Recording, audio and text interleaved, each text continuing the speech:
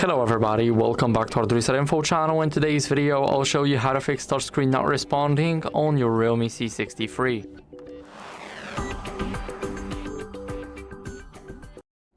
So first, what you guys can try is removing the screen protector and a case, because it can cause a lot of interference. So let me just do that. Now the phone is without a case, and I'll tell you why. So let's just place the phone back. Here we have those little bezels, as you guys can see. They are not that long here, but if the case is not original, then it might cause the issue with it being too long. So let me quickly place the phone back.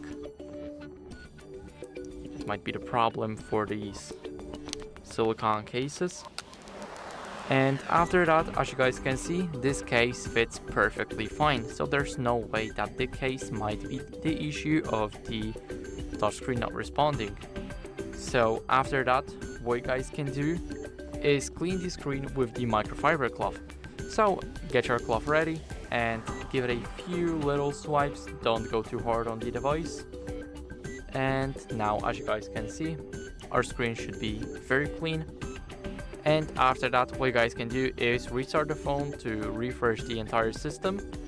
So now go here, hold the power button and the volume up button, and now scroll up until you guys see the green light appearing.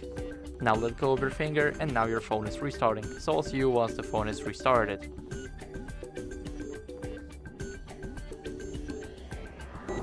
Now, after the restart, if the issue is still here, then what you guys can do is update the software of your REALME. So let me quickly enter the PIN. Now, what you guys can do is go over to the settings, and here scroll a bit down until you guys see about phone, and click on REALME UI. And make sure that your version is up to date, just like mine. If not, then it can cause a lot of glitches, including this one. So it's very important to update the software, and that's it. So I hope this video helped you, and if it did, then leave a like, sub, and a comment, and I'll see you in the next one.